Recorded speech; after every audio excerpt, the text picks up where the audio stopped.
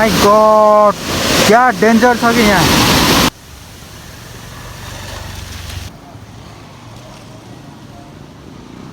हामी चाहिँ अब गाउँमा आइसकेछौँ है, गाउँको बाटोमा।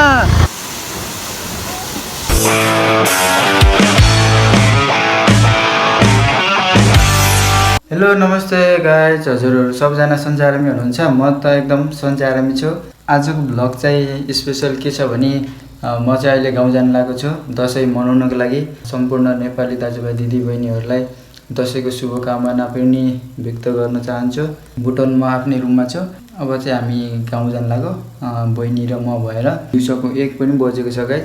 गाउँसम्मको यात्रा कस्तो हुन्छ त्यो चाहिँ हेर्दै गर्नु होला। अनि अझै म कपडा सपडा लाएर सबै रेडी बनेर अब म जान लागेको छु।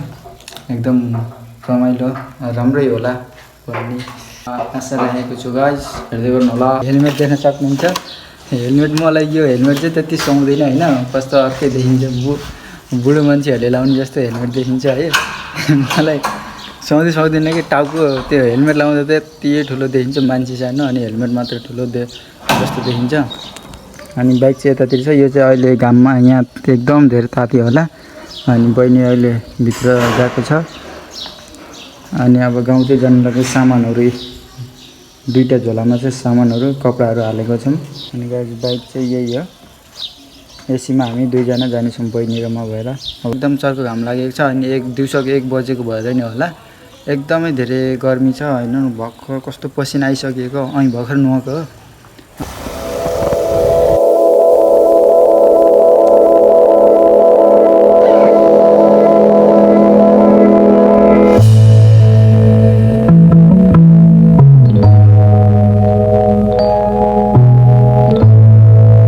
गाइज अहिले चाहिँ हामी बुटोलको सिद्ध बाबा आएको छौँ। हामी चाहिँ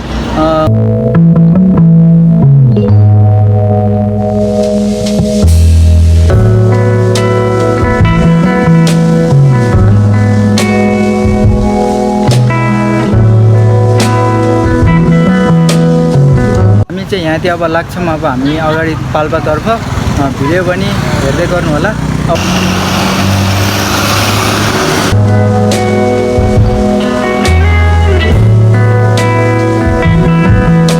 यो पाल्पा हो। अनि यतातिर चाहिँ रूपन्देही गेट चाहिँ यहाँ छ। यो पाल्पा र रूपन्देहीको गेट बगिरहेको चाहिँ तिनौ खोला हो गाइज। हामी अब अगाडि लाग्दै गर्छौँ, भिडियो हेर्दै गर्नु होला। भिडियो चाहिँ मैले सक्दो तपाईँहरूलाई एकदम राम्रो बनाएर देखाउने प्रयासमा छु। हेर्दै गर्नु होला, सपोर्ट गर्दै गर्नु होला गाइज।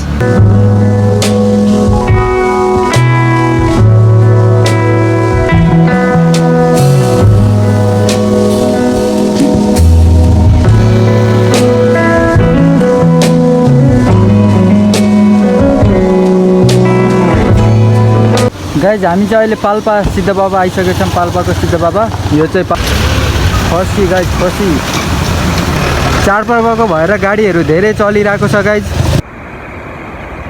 झर्ना भएको ठाउँदेखि आइसकेको छु। यतातिर चलिन कस्तो लागिरहेछ तँलाई? यसलाई चाहिँ एकदमै झ्याउ लागिरहेछ। यो घामले एकदम त्यो वाक्क दिक्क भएको छ।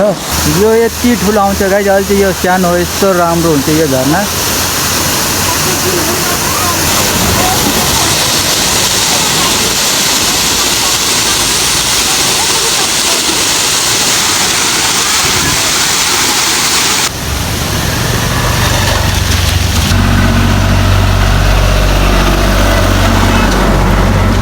गाइज यो चाहिँ सुरुम हो है। सुरुमभित्र अँध्यारो छ पुरै, बाटो भने जस्तो छ यो।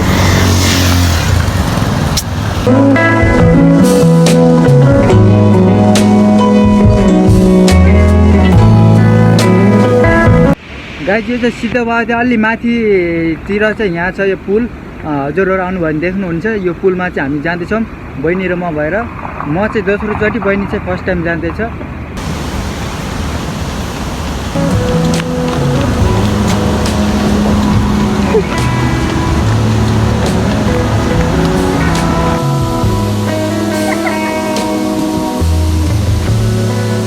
कस्तो लागिरहेछ तँलाई? गाइज यहाँ तल हेर्नु न। ओ माई गॉड, क्या डेन्जर छ कि यहाँ।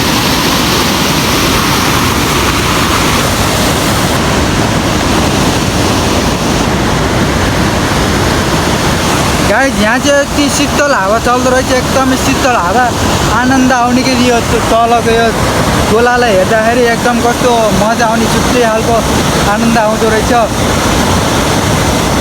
त्यो आवाज पानी झरेको तल झरेको आवाज सुन्दा नि कस्तो आनन्द आउने के गाइस, एकदमै तपाईँहरू पनि आउनु होला यतातिर। गाइस यहाँ चाहिँ बाँदर आएको छ है यतातिर दाइहरू, अनि यहाँ बहिनी पनि भागिरहेको छ। म चाहिँ भाग्दैन, किनभने हेलमेट छ मसँग, यति आक्रमण गर्न आयो भने चाहिँ म हुन त मैले केही पनि गर्दैन, उसले नि केही पनि गर्दैन भन्ने मलाई थाहा छ। अबे डर लाग्यो, अबे डर लाग्यो यार, कता टाउकामा कुपार्ने हो कि भन्ने डर के। ओ हेर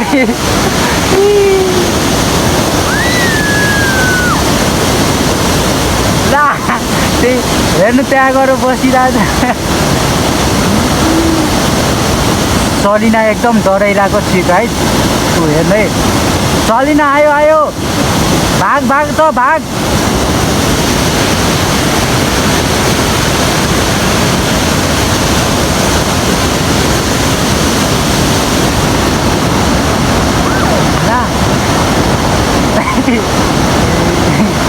त्यहाँ अगाडिको दाइहरूलाई भगायो कि यो बाँदरले, हेरे तँलाई जिस्काइराख। यो चाहिँ डराइरहेको छु कि।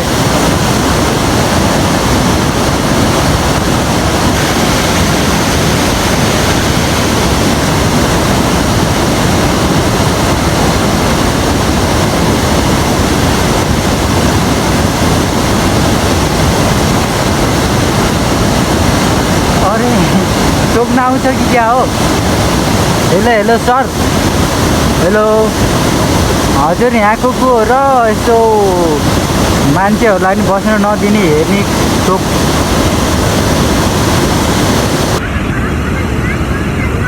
ल गाइज हामी चाहिँ यहाँ गाउँतिर जानलाई गाउँको बाटोतिर आइसकेको छौँ है। बाटो खाल्टा र खुल्टी छ, हजुरले हेर्दै गर्नु होला गाइज। बाटो हेर्नु है, बाटो अप्ठ्यारो छ।